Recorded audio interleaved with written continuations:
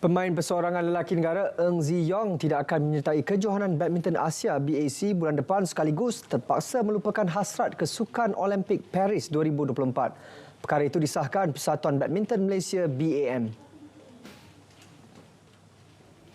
BAM maklumkan pemain berusia 23 tahun itu belum bersedia secara fizikal untuk bersaing di BAC yang menjadi medan kelayakan terakhir ke Paris. Dalam pada itu, Pengarah Kejurulatihan Akademi Badminton Malaysia ABM Rexy Mainaki menjelaskan Zi Yong sudah menjalani latihan ringan namun belum meneruskan latihan berintensi tinggi termasuk lompatan.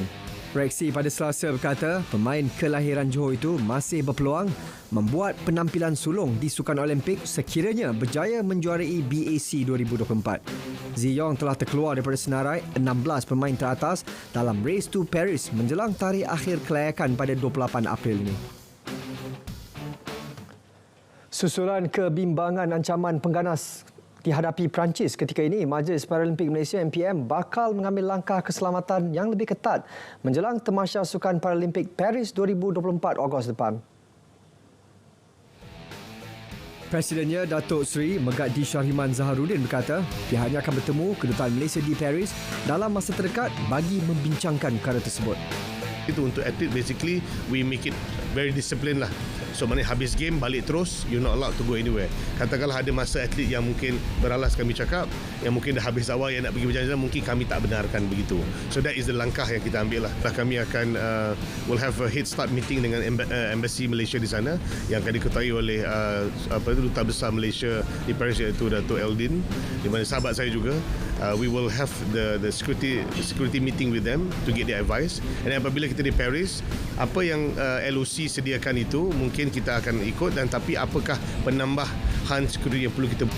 Sebelum ini, Kerajaan Perancis meningkatkan amaran keganasannya ke tahap tertinggi susulan kes tembakan di Dewan Bandaraya Korkus di Moskow, Rusia.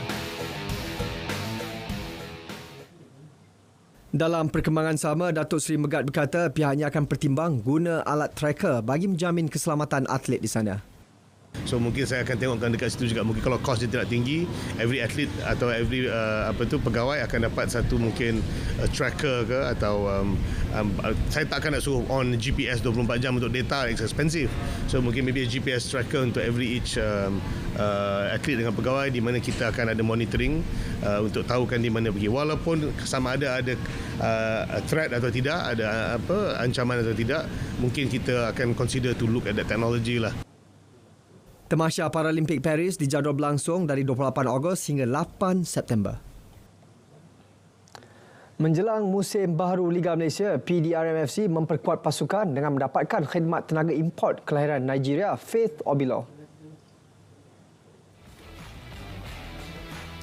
Pemain pertahanan berusia 33 tahun sebelum ini beraksi bersama kelab Kazakhstan FK Aksu.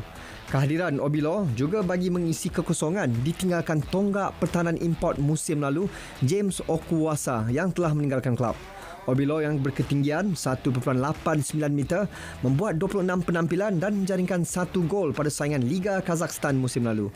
PDRM menamakan kempen Liga Super 2023 di kedudukan ke-8 mengumpul 37 mata keseluruhan. Seramai 7 ahli Persatuan Penulis-Penulis Sukan SAM menerima sumbangan menerusi program Misi Bantuan Aidilfitri. Ia bertujuan membantu ahlinya yang mempunyai anak autism. Inisiatif berkenaan hasil kerjasama antara SAM dan Yayasan Prihatin Nasional Prihatin. Ketua Pegawai Eksekutif Prihatin, Datuk Aizuddin Muhammad Ghazali berkata, kolaborasi bersama SAM tahun ini bertujuan menghargai jasa pengamal media. Wartawan memainkan peranan yang cukup penting. Jadi sebab itulah pada tahun ini kami memberi fokus satu cabang baru. Selain daripada selebriti, pengamal media pun kami beri perhatian yang mana ditimpa ujian. Sementara itu, Presiden SAM Nur Ismadi Abdul Manap berharap bantuan ini mampu meringankan beban keuangan ahlinya. Kita decide untuk kali ini dan kita cari ahli-ahli yang mempunyai anak-anak kurang upaya, autism, Down syndrome dan sebagainya untuk kita bantu, dan alhamdulillah program pada hari ini kita dapat kita harap kita dapat meringankan sedikit sebanyak beban mereka.